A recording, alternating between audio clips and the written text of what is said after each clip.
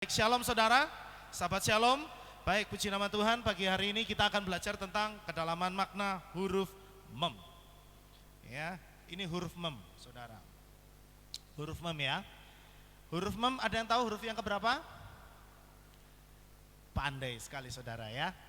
Jadi huruf mem ini adalah huruf yang ke-13. Nah, saudara, ada 5 huruf Ibrani yang memiliki bentuk berbeda ketika muncul sebagai huruf terakhir dari sebuah kata. Jadi ada 5 huruf alfabet Ibrani yang tidak hanya dipakai sebagai huruf dalam awalan sebuah kata, tapi bisa juga dipakai sebagai akhiran kata.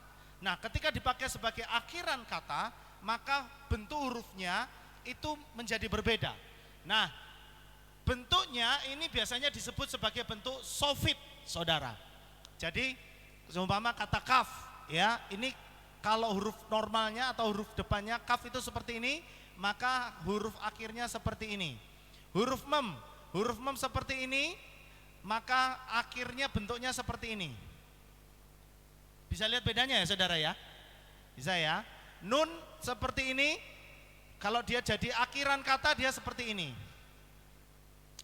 Kemudian P itu juga seperti ini, dia begitu jadi akhiran dia lebih panjang dan langsung ininya garisnya lurus bukan bengkong ya. Kemudian sade seperti ini, belakangnya juga seperti ini. Nah, itu 5 huruf Ibrani, termasuk yang akan kita bahas pada pagi hari ini adalah huruf mem, saudara. Oke, huruf mem adalah huruf yang ke-13 dari alfabet. Dia memiliki nilai numerik 40. Piktograf untuk mem seperti gelombang air. Nah, ini saudara bisa lihat, bentuknya seperti gelombang air ya. Sedangkan kitab Asyurit itu dibuat dari kaf dengan waw di sampingnya. Ini bentuk kitab Asyurit, saudara bisa lihat, ini ada 2 huruf yang disatukan jadi satu ya. Ini huruf kaf, yang ini huruf waw, saudara. Jadi huruf mem itu gabungan dari 2 huruf, yaitu huruf kaf dan waw. Oke, sekarang langsung kita lihat. Poin yang pertama adalah mengenai filosofi mem. Huruf mem itu adalah air, saudara. Bentuknya juga air dan artinya memang juga air. Mem itu mayim, saudara. Mayim itu artinya air. Nah, air itu juga bisa melambangkan kehidupan. Air itu bisa melambangkan tentang kebijaksanaan. Air itu juga bisa melambangkan tentang pengetahuan. Air itu juga bicara tentang Torah, saudara. Ya, mem adalah kemampuan untuk menyelami kebijaksanaan. Dikatakan bahwa setiap orang haus akan kata-kata Sang Pencipta yang merupakan air kehidupan. Setiap kita pasti haus akan kebenaran firman dari Bapa Yahweh, karena hanya kata-kata yang keluar daripada Bapa Yahweh itu yang menghidupkan kita. Amin, saudara. Jadi itu maknanya dari mem. Dalam filosofi Yahudi, mem itu adalah air atau mayim. Jadi air itu apa, saudara? Mayim. Mayim. Ya. Mayim yang melambangkan mata air dari Torah. Jadi sumber kehidupan dari Torah, begitu. Ya. Atau mata air dari Torah. Sama seperti air dari mata air bawah tanah naik ke atas dari sumber yang tidak diketahui untuk menampakkan diri mereka sendiri. Jadi sumber dari firman Tuhan itu seolah-olah sesuatu yang sangat misterius, begitu. Kenapa? Karena sumbernya dari sesuatu yang tidak kelihatan. Begitu maksudnya. Sesuatu yang sangat tidak terjangkau oleh pikiran kita. Begitu maksudnya, saudara. Sesuatu yang misterius secara logika manusia, yaitu firman-Nya Bapa Yahweh. Ya. Begitu maksudnya. Kebijaksanaannya begitu dalam sampai dikatakan tidak terjangkau. Begitu pula mata air kebijaksanaan yang muncul dari sumber misterius, yaitu Elohim. Ya, nanti kita akan jelaskan lebih lanjut. Nah, arus kebijaksanaan batin yang mengalir ini dapat diungkapkan melalui karunia ucapan manusia. Jadi hikmat kebijaksanaan yang sebenarnya tidak terjangkau oleh akal pikiran manusia itu dapat dikeluarkan bila orang itu sudah menyatu rohnya dengan Bapa Yahweh. Maka dia bisa mengeluarkan kata-kata yang selama ini tidak terpikirkan, begitu maksudnya. Kata-kata yang bersumber dari firman, begitu. Saudara paham? Ya, itu maksudnya. Jadi kebijaksanaan yang muncul dari dalam sumber mata air Torah, saudara.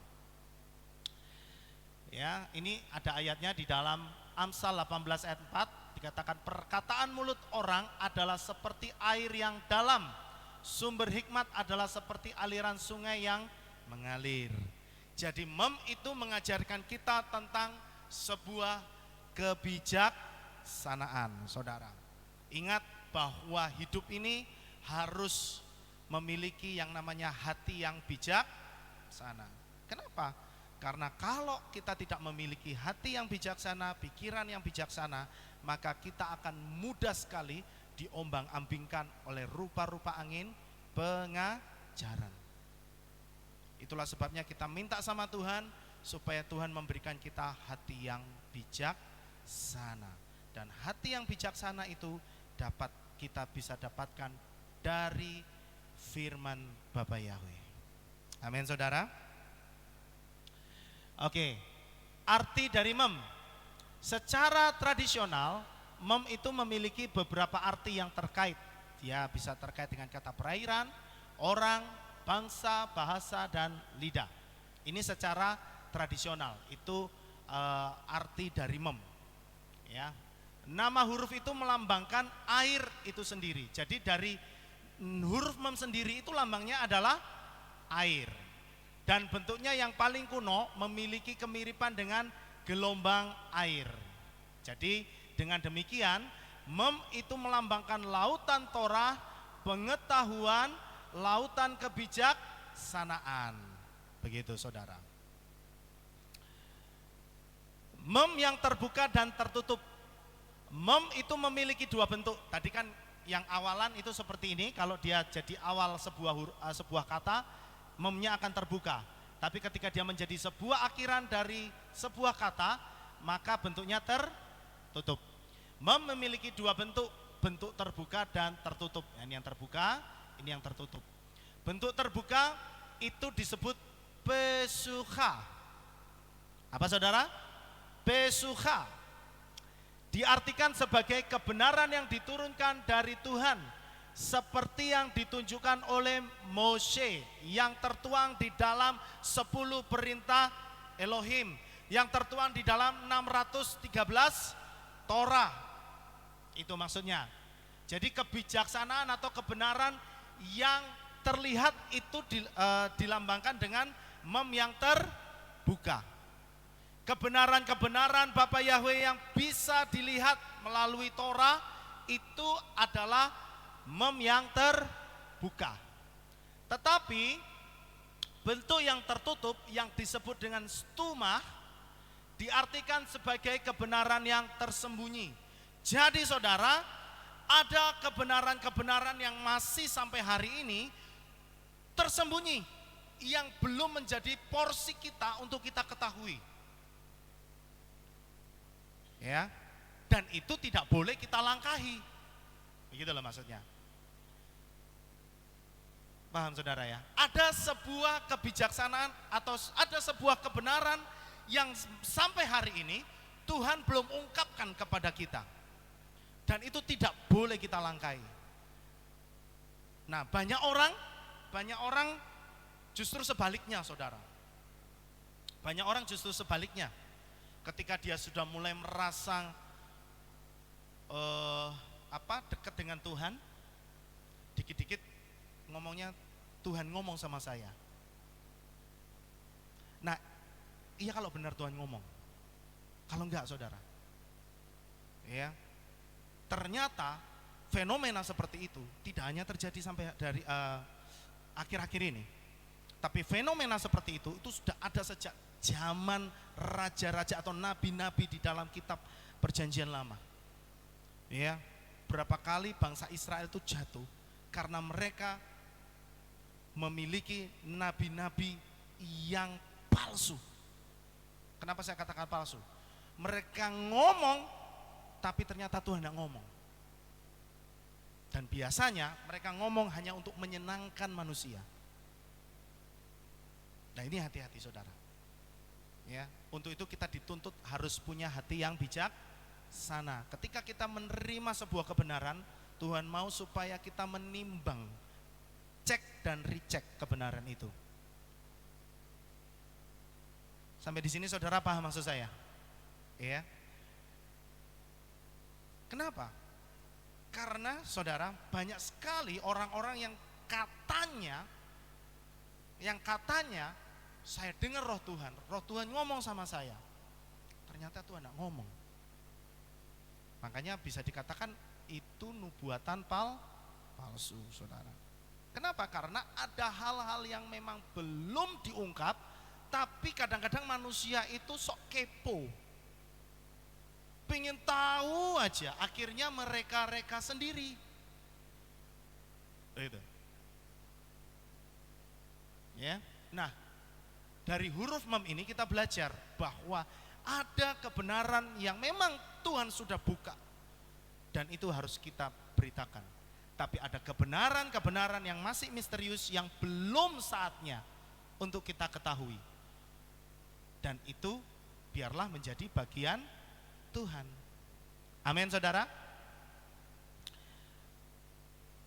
Nah ini ayatnya. Kemudian murid-murid itu datang dan berkata kepadanya, mengapa kamu berbicara kepada mereka dalam perumpamaan? Dan dia menjawab mereka, bagimu itu telah diberikan untuk mengetahui misteri kerajaan surga, tetapi kepada mereka itu belum diberikan. Nah ini adalah salah satu contoh juga begini saudara. Ya, bagi kita, makanya kita bersyukur ya, kalau orang yang bisa mengenal Bapa Yahweh itu dikatakan orang yang terima anugerah. Amin. Saudara yang bisa menerima kebenaran nama Bapa Yahweh itu anugerah. Kenapa? Karena Yesua juga sendiri ngomong. Ya, bagi mereka ya dikatakan, ini kan murid-murid tanya, kenapa kamu berbicara dalam perumpamaan? Perumpamaan itu apa sih saudara? Teka-teki. Perumpamaan itu adalah sesuatu yang tersamar saudara. Kalau kamu ngerti bagus, enggak ngerti yo, salamu dewe. Tapi Yesus ngomong, bagimu telah diberikan untuk mengetahui misteri kerajaan surga, tapi kepada mereka itu belum diberikan. Jadi kalau kita yang sudah mengerti, bersyukur karena itu anugerah, kebenaran yang dibukakan. Tapi bagi mereka yang sampai hari ini belum terima, ya berarti mereka belum terima anugerah. Begitu saudara. Makanya kita bersyukur kalau Tuhan memberikan anugerah kita untuk kita dibukakan sebuah kebenaran, tidak lagi menjadi sebuah misteri. Apakah mereka di luar sana tidak mencari kebenaran? Iya, di luar sana banyak mereka yang mencari kebenaran. Tapi mereka sampai hari ini masih banyak yang belum menemukan. Tapi kita bersyukur Tuhan datang sama kita untuk ngasih tahu, amin, tentang kebenaran kerajaan surga itu saudara. Nah ini adalah sebagai mem yang terbuka. Begitu. Mem yang terbuka itu seperti itu maksudnya. Ya, pesuka. Mem juga berbicara mengenai sebuah anugerah. Nah ini kan saya tadi kasih, banyak pendeta sudah diberitahu tentang kebenaran nama kudus, tapi mereka tetap tidak bisa menerima, bahkan dianggap sesat. Nah ini yang disebut mem yang tertutup bagi mereka yang menolak. Jadi sebuah kebenaran yang tertutup begitu untuk mereka. Nah, saudara, gematria dari mem seperti yang ditunjukkan di atas. Huruf mem terdiri dari dua bagian, huruf waw dan kaf. Waw ini nilainya 6, kaf ini 20. Gematria bagian ini adalah nilainya 26. Nilai yang sama untuk nama kudus Bapa Yahweh. Begitu ya. Kenapa? Karena yod itu nilainya 10, he itu 5, waw itu 6, he itu 5. Kalau dijumlahkan 26 sama. Gitu. Jadi mem itu nilai gematrianya sama dengan nama kudus Bapa Yahweh. Begitu, saudara. Nah, karena nilai gematria dari huruf mem itu 40, dia mewakili sebuah proses waktu dan pembentukan karakter rendah hati. Ingat, mem sekali lagi berbicara tentang kebijaksanaan. Jadi kebijaksanaan itu pasti dia membutuhkan proses dan waktu untuk pembentukan karakter rendah hati. Coba saudara perhatikan, dari kemarin beberapa huruf yang lalu kita juga belajar ya, huruf-huruf sebelum mem ini selalu disinggung mengenai apa? Rendah hati. Saudara. Jadi kalau saudara itu mau dimuliakan, mau ditinggikan, mau diangkat oleh Bapa Yahweh, resepnya harus mau rendah hati. Amin. Karena Tuhan itu selalu mencari orang yang rendah hati, saudara. Nah, huruf mem ini mengajarkan kita untuk menuju karakter itu. Ya, mem juga mewakili waktu yang diperlukan untuk pematangan dan menunjukkan kepada kita pentingnya kedewasaan emosi dan kerendahan hati. Contohnya, ya, ini ngomong ke tentang 40, saudara. Ya, contohnya air banjir selama 40 hari dan 40 malam. Ini peristiwanya apa, saudara? Noah, iya kan? Noah ada di dalam bahtera selama 40 hari 40 malam. Ya, bicara tentang proses. 40 tahun Israel di padang gurun. Juga bicara tentang proses. Israel itu kenapa Tuhan bawa muter-muter, padahal kalau saudara lihat dalam petanya itu perjalanan paling cuma 1 bulan dengan jalan kaki, nggak sampai udah nyampe, saudara. Ya, tapi Tuhan bikin muter supaya apa? Supaya orang-orang Israel itu sebenarnya dimatangkan gitu loh. Ya, dibuat matang begitu. Makanya prosesnya 40 tahun. 40 hari Moshe berada di atas Gunung Sinai. Ketika Moshe itu akan menerima Torah Yahweh, 10 perintah Elohim, dia ada 40 hari bersama dengan Elohim sendiri. Ya, bersama dengan Bapa Yahweh sendiri. 40 hari selichot atau tesufa. Saudara tahu tesufa? Tesufa itu apa? Iya, orang yang melakukan ritual pertobatan.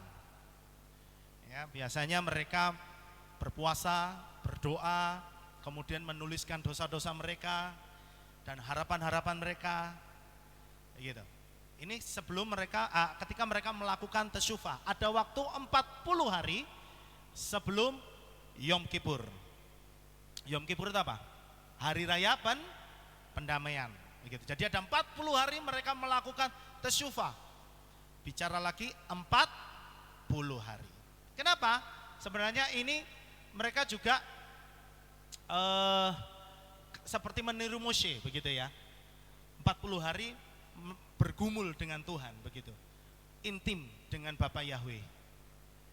40 hari juga Yesua melakukan puasa.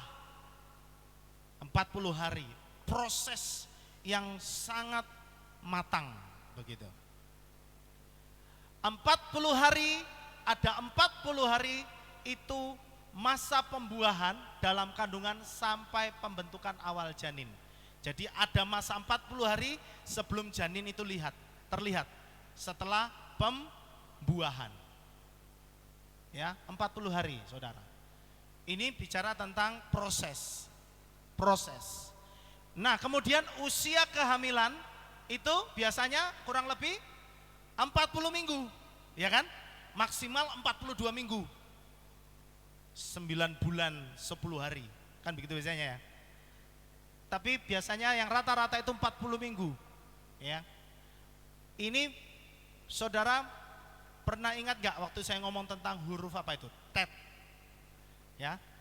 Tet itu juga angkanya 40. Ya. Bicara tentang proses ketika seorang bayi itu kenapa harus lahir umur 40? Karena 40 itu angka kehidupan. Nah, ketika bicara tentang angka kehidupan, ini nyambung dengan huruf mem, air. Air itu kehidupan. 40 tahun Mose itu dipersiapkan menjadi pemimpin Israel. Ya, sebelum dia membawa orang-orang Israel keluar dari Mesir, Misraim. Ada masa 40 tahun itu dipersiapkan. Ya, di dalam kerajaan itu dia dipersiapkan juga. Yunus memberitahu orang-orang Niniwe bahwa mereka memiliki waktu 40 hari juga, Saudara, untuk bertobat. Ya, 40 hari. Kenapa? Karena angka 40 ini berbicara tentang kehidupan. Begitu. Ya. Mengapa 40? Karena 40 adalah angka kehidupan. Karena maknanya air. Air sama dengan kehidupan. Ketika orang-orang ini melakukan proses itu, maka mereka mendapatkan kehidupan. Mem juga mengajari kita tentang emosi yang harus dikendalikan seperti gerakan aliran air yang selalu mengalir ke tempat yang lebih rendah. Gitu, Saudara.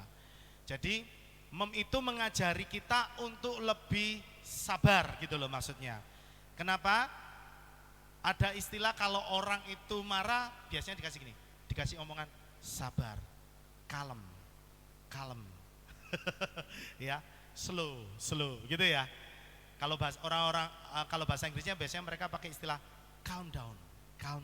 Kenapa calm down? Supaya turun itu. Yang emosi yang di atas kepala ini tuh turun. Nah, mem itu ngajarin supaya emosi yang tadinya itu di atas embun-embunan supaya bisa tuh turun seperti air yang mengalir. Jadi orang itu kalau emosinya sudah turun, dia jadi lebih bijaksana. Orang yang emosinya itu turun atau di bawah, pasti dia bisa lebih berpikir. Itu maksudnya, Saudara. Nah, ini bicara tentang kerendahan hati. Air adalah zat yang selalu mengalir menuruni bukit ke tempat yang paling rendah. Nah, kira-kira seperti ini nih gambarannya, Saudara. Ya, dia selalu turun sampai ke apa? Hilir ya. Ke hilir, dari hulu ke hilir. Dari yang atas yang wah emosinya menyala-nyala turun gitu ya. Sabar. Nah, itu bicara tentang kerendahan hati. Kemudian yang poin selanjutnya, melambangkan kemahahadiran Tuhan. Nah, Saudara tahu, salah satu panggilan kepada Elohim itu sebenarnya ada kata makom, Saudara. Ya. Makom. Mem, kof, waw, dan mem. Yang secara harafiah itu berarti tempat. Makom apa, Saudara? Tempat. Nama ini mengungkapkan bahwa kehadiran Tuhan itu ada di setiap tempat. Dia maha hadir. Ya kan? Bapa Yahweh itu maha hadir. Ya. Makanya salah satu sebutan untuk Elohim itu ada hubungannya juga dengan makom. Menarik untuk dilihat bahwa huruf pertama dari mem, ya, dari kata makom itu adalah mem, dan huruf terakhir juga merupakan mem, ya kan? Saudara perhatikan, ini kan mem, ini juga mem. Di tengah ada kata kaf dan waw yang dibaca kau. Dibaca apa? Kau. Kau itu artinya garis, line, garis. Jadi saudara perhatikan, ini bisa dimaknai bahwa ini kata kau ini adalah garis antara yang bisa dilihat atau kebenaran yang bisa diketahui dan kebenaran yang masih tersembunyi, gitu loh maksudnya. Makom, makom kalau bahasa Indonesia, bahasa Arab, makam, ya, makam tempat orang mati. Saya pikir juga ada hubungannya ini ya kan? Disitulah batas untuk kita mengetahui ada apa di balik dunia selanjutnya. Tidak ada orang yang tahu sampai hari ini, betul ya? Nah itu salah satu bentuk kebenaran yang masih tersembunyi. Begitu saudara. Ya, nah orang bijak telah mengatakan atau para rabi Yahudi telah mengajarkan bahwa hadirat Tuhan itu terbuka dan tersingkap, tapi juga diselimuti misteri yang dalam, gitu. Tertutup untuk pemahaman akal manusia. Jadi antara hikmat dan roh itu harus seimbang. Kalau tidak seimbang, maka yang terjadi adalah kesesatan. Yang seperti saya katakan tadi, ya, kita harus melakukan bagian kita dan biarkan Tuhan melakukan bagian Tuhan. Jangan sampai kita mengambil bagian kita atau bagian milik Tuhan yang belum diberikan kepada kita. Mungkin saudara agak bingung begitu ya. Ya. Contoh, sebuah misteri yang sampai hari ini itu belum diberikan, kebenaran itu belum diungkapkan kepada kita. Itu mengenai kapan tepatnya Yesua datang. Ya kan? Tapi ada berapa banyak nabi-nabi palsu di luar sana, mereka berani ngomong tanggal waktunya. Betul ya? Itu yang saya katakan mereka merebut gitu, sesuatu yang masih menjadi misteri. Kemudian contoh lagi, ya, yang saya katakan orang gampang ngomong, Roh Kudus ngomong sama saya, Tuhan ngomong sama saya. Ya. Akhirnya apa saudara? Contoh nih, tentang nama kudus Bapak Yahweh. Kemarin sempat disinggung sama Bapak Gembala kan.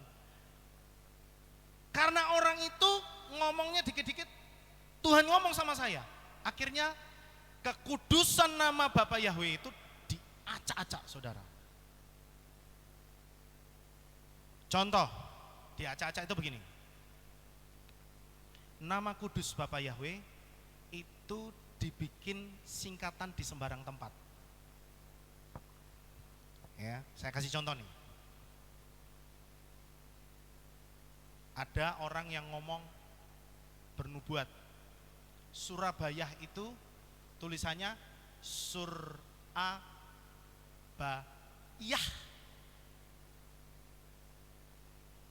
Ada yang begitu.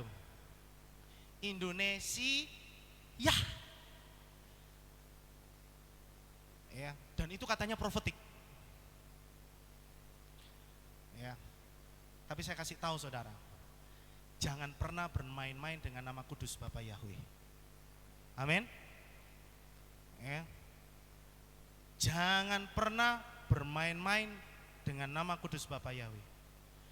Jangan pernah memakai sembarang singkatan, menaruh menyejajarkan nama kudus Bapak Yahweh di sembarang tempat untuk kepentingan kita. Itu yang saya katakan, itu sebenarnya yang masih tertutup, yang tidak boleh kita jangkau. Karena itu menjadi wilayahnya Bapak Yahweh. Biarlah kebijaksanaan itu adalah kebijaksanaan yang menjadi porsi kita yang Tuhan memang sudah ungkapkan buat kita. Yang paling jelas lewat apa? Apa yang sudah tertulis di dalam kitab suci kita. Amin. Jangan pernah membuat sesuatu yang di luar itu. Iya kalau Tuhan ngomong. Kalau enggak, itu maksudnya saudara. Paham ya saudara ya? Jadi jangan sampai saudara itu gampang sekali ketika ada seorang seperti seorang nabi dan dia mencomot nama kudus Bapa Yahweh ditaruh sembarang tempat. Itu yang namanya pelecehan. Nama itu sangat kudus. Kita harus hormati dia. Taruh nama itu di atas pujian, bukan di atas sembarang kata-kata. Amin saudara. Mem itu mewakili dua aspek pemerintahan Tuhan. Jadi kata mem itu juga ada di dalam kitab Tehillim atau Mazmur 145 ayat 3. Ya, dikatakan gini, Malchut teka, Malchut kal olamim, umem shel teka, bekol dor wedor. Ini ya. Artinya kerajaanmu adalah kerajaan yang kekal selamanya, dan pemerintahan atau kekuasaanmu ada pada setiap generasi dan generasi. Dikatakan begini, ya, kata mem itu kan masuk di kata malchut teka, malchut dan umem shel teka. Umem shel teka ini artinya pemerintahan atau kekuasaan. Malchut teka atau malchut teka malchut itu adalah kerajaanmu adalah kerajaan. Nah sekarang saya jelaskan begini.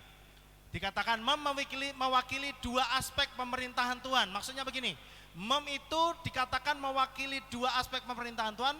Malkut artinya kerajaan, dan mem shel teka itu kekuasaan. Artinya apa saudara? Kerajaan Bapa Yahweh itu tidak hanya sebuah kerajaan, tetapi dia adalah kerajaan yang berkuasa turun-temurun. Ada kerajaan-kerajaan juga yang tidak berkuasa. Betul ya? Kerajaan-kerajaan kecil yang tidak berkuasa. Gitu. Tetapi dikatakan di dalam kitab Tehillim ini bahwa pemerintahan Bapa Yahweh, kerajaan Bapa Yahweh itu kerajaan yang berkuasa. Jadi mem itu juga bisa berarti bahwa kerajaan Bapa Yahweh adalah kerajaan yang berkuasa, begitu. Nah, kemudian yang berikutnya, sebuah mem yang sangat besar muncul dalam kata misle, ya. Dalam misle Amsal 1 ayat 1 dikatakan misle Shlomo ben David melech Yisrael. Nah, ini saudara. Kalau saudara lihat di dalam Torah ada huruf mem yang besar. Ingat, setiap kali ada huruf yang berbeda ukuran, itu berarti menunjukkan ada penekanan di situ. Ada sesuatu yang mau ditekankan gitu loh, supaya kita tahu kenapa ini kok besar, ya. Menurut beberapa tradisi juru tulis, mem di sini diperbesar karena Shlomo dikatakan telah berpuasa 40 hari 40 malam sebelum menulis Amsal ini. Seperti yang dilakukan Moshe ketika di atas Gunung Sinai dan untuk mempersiapkan diri bagi wahyu yang terbuka dari Bapa Yahweh. Jadi orang-orang Israel, orang-orang Yahudi itu banyak yang melakukan puasa itu 40 hari 40 malam. Kenapa? Bagi mereka karena puasa dengan jumlah itu puasa yang justru membuka dunia alam supranatural itu lebih besar gitu loh saudara.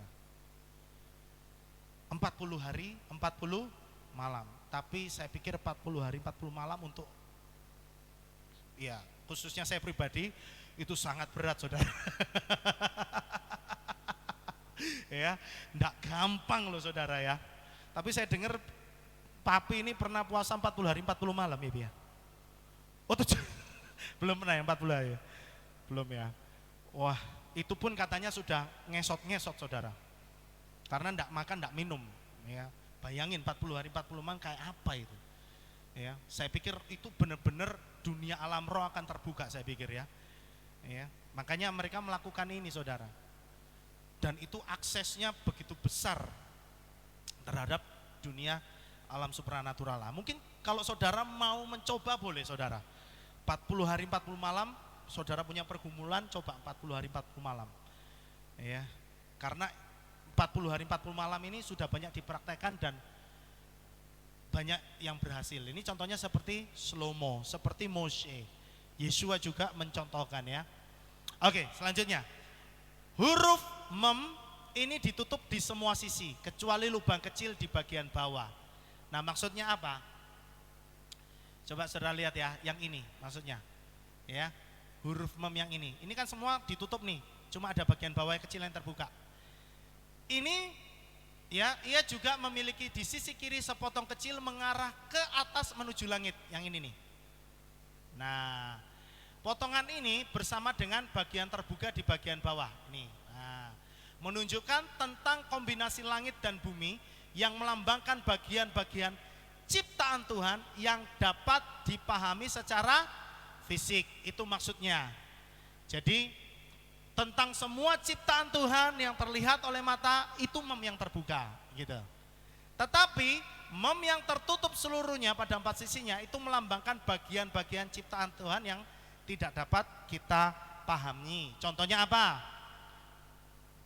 Contohnya apa? Setan. Iya kan? Itu kan di luar ini kita gitu loh. Di luar yang kasat mata, hanya orang-orang tertentu kan yang bisa lihat gitu. Nah, ini disebut sebagai mem yang tertutup ya. Oke. Sedikit lagi saudara ya. Panggilan lain untuk Tuhan adalah juga emet. Emet itu artinya kebenaran. Ya. Emet. Emet itu artinya kebenaran. Saudara perhatikan, kata ini dimulai dengan huruf pertama alef. Kalau saya ngomong alef, maka yang tercetus pertama adalah alef itu artinya sang penguasa yang maha kuat. Ingat-ingat saudara, alef itu lambangnya kepala, ya kepala sapi atau kepala banteng. Itu selalu mengacu kepada yang maha kuat, yaitu Elohim, gitu ya, the All Almighty. Dan diakhiri dengan huruf terakhir itu tau. Ya, perhatikan ini alef dan tau, di tengah-tengahnya ada emet. Nah, ini mengacu pada semua keberadaan dan kebenaran di dalamnya. Bagian tengah kata ada huruf mem yang menghubungkan antara dua dunia ciptaan, seperti yang telah disebutkan pada poin sebelumnya. Nah, ini menjelaskan. Jadi, kata emet itu alef, mem, dan tau maksudnya begini. Akulah yang awal dan yang akhir, akulah sang kebenaran itu. Paham ya saudara? Itu maksudnya. Kemudian yang terakhir, Yeshua itu juga disebut air hidup. Mayim, Chayim. Chayim itu hidup. Ya. Yeshua adalah satu-satunya yang benar-benar memuaskan dahaga batin yang kita miliki untuk kehidupan nyata dan kepuasan tiada bersesudahan. Emunah, iman kepadanya menghasilkan kesegaran, kesembuhan, dan kehidupan kekal bagi mereka yang ada di dalam Yeshua. Yeshua itu dikatakan sebagai Mayim Chayim. Yeshua itu juga dikatakan sebagai Torah Chayim, air yang hidup, artinya dia juga adalah kebenaran yang hidup. Begitu saudara. Jadi saudara, Wahyu 21 ayat 6, dan dia berkata kepadaku, sudah jadi, akulah alef dan tau, permulaan dan penghabisan. Bagi siapa yang haus, aku akan memberikan dengan cuma-cuma dari sumber air kehidupan. Ketika ayat ini bicara dari sumber air kehidupan, itu bicaranya selalu mengacu kepada Yeshua. Amin. Ya. Artinya bagi siapa yang haus akan kebenaran, itu akan mendapatkan kehidupan kekal. Nah, inilah pesan yang diberikan oleh huruf mem, saudara.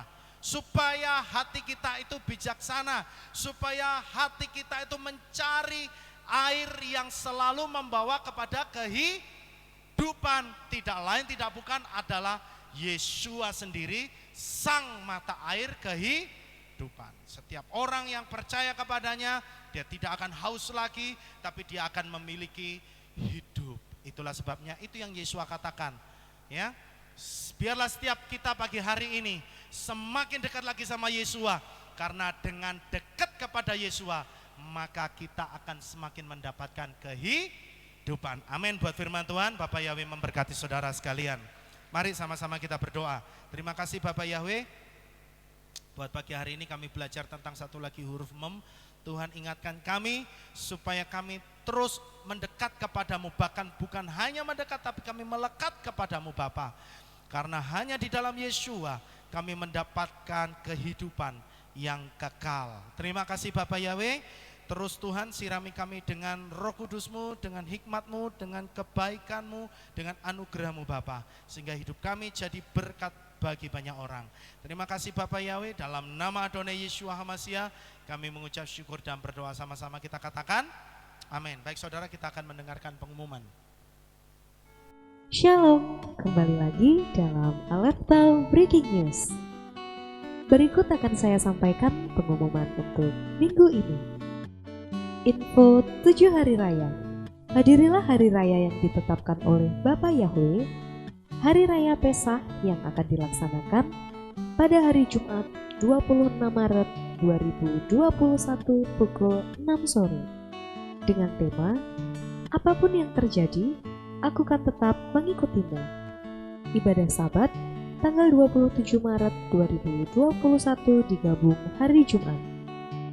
Hari Raya Roti Tidak Beragi atau Matzah Pembuka diadakan pada hari Sabtu 27 Maret 2021 pukul 6 sore dengan tema Kaulah Yahweh perlindunganku, terima kasih untuk kasih-Mu. Ada perjamuan kudus. Bagi jemaat yang tidak bisa hadir di Kehilat atau sedang sakit, saudara dapat mengambil roti dan anggur di kantor Kehilat. Paling lambat pada hari Kamis, 25 Maret 2021. Hari Raya Buah Sulung atau Habikurim akan dilaksanakan pada hari Minggu, 28 Maret 2021 pukul 6 pagi. Dengan tema, Lihatlah Yeshua penyelamat Israel, pujilah Dia. Ibadah Minggu sore digabung pagi. Jemaat diberikan kesempatan untuk memberikan persembahan sulung untuk imam. Paling lambat pada tanggal 27 Maret 2021. Dalam rangka memperingati Hari Raya Pesah, akan diadakan donor darah pada hari Minggu, 28 Maret 2021 pukul 9 pagi di Kehilat. Bagi yang ingin berpartisipasi, harap mendaftar di kantor Kehilat. Demikianlah pengumuman untuk minggu ini. Sukses besar bagi saudara. Bapak Yahweh memberkati. Ya, baik. Waktu selanjutnya saya serahkan kepada Bapak Gembala. Mari kita akan bersama-sama bangkit berdiri. Kita akan tutup dalam doa. Terima kasih Bapak Yahweh, selesai sudah ibadah kami di hari Sabat yang telah Engkau tetapkan untuk kami rayakan turun-temurun dan sampai selama-lamanya. Terima kasih Bapak, sebentar anak-anak-Mu akan kembali pulang ke rumah mereka masing-masing. Bapak jaga, lindungi, peliharakan sampai di rumah dengan selamat. Pertemukan kembali esok untuk kami bersama-sama memuji dan meninggikan Engkau dan kembali belajar firman-Mu. Di dalam nama Adonai Yeshua HaMashiach kami berdoa. Mari kita angkat tangan kita dan kita akan menerima berkat Kohanim. Haleluya. Yevarechecha Yahweh vayishmereka. Amen. Ken yehi rotso. Yair Yahweh panau ereka vichuneka.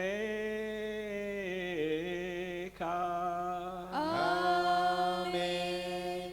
Ken yehi rotso. Yisa Yahweh panau ereka vayashem lecha Shalom. Amin. Ken Yehi Rotso. Baruk atabair ufaruk atabasadeh. Engkau akan diberkati di kota dan kau akan diberkati di ladang. Amin. Baruk peripitne kau friat mat kau fri fahem teka shekar ala peka wa esterotroneka. Diberkatilah buah kandunganmu, diberkati hasil bumimu, diberkati hasil ternakmu, anak-anak lembumu dan anak-anak dombamu. Amin. Baruk tanah kau misyartika, diberkatilah bakulmu dan tempat adonanmu. Amin. Baruk ata boboy kau faruk ata betseteka, dan kau akan diberkati pada waktu kau masuk, dan kau akan diberkati pada waktu kau keluar. Amin. Baruk ata Yahweh Eloheinu melek haolam, besem Yesua Hamasya Waruah HaKodes kile olam faed. Kami sudah berdoa dan mengucap syukur. Amin.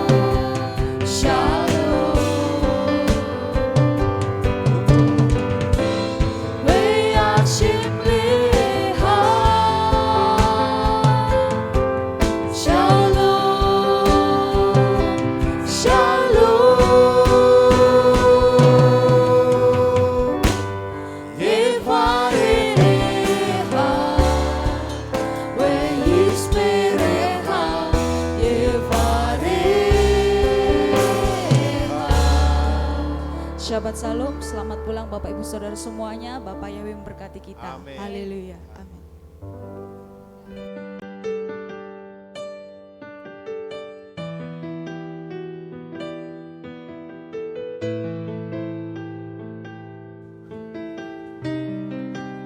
Segala pujian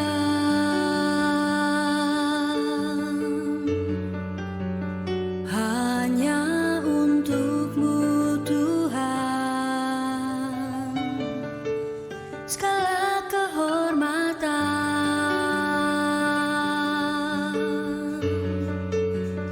juga punyamu Tuhan. Dari puncak tertinggi sampai lembah terlandai, semua karya kasih cintamu, sujud menyembah Sang Maha Pencipta.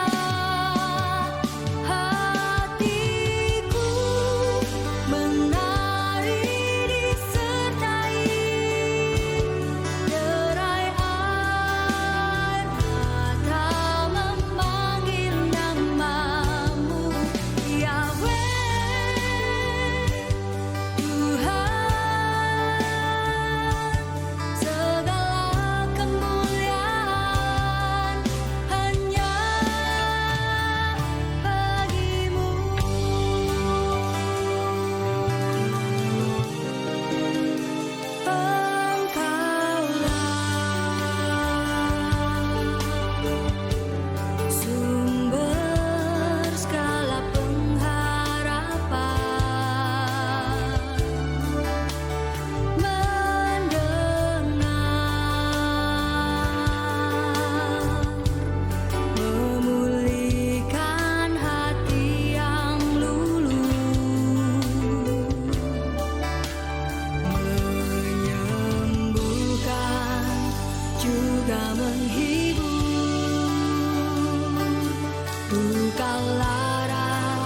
menjadi bahagia.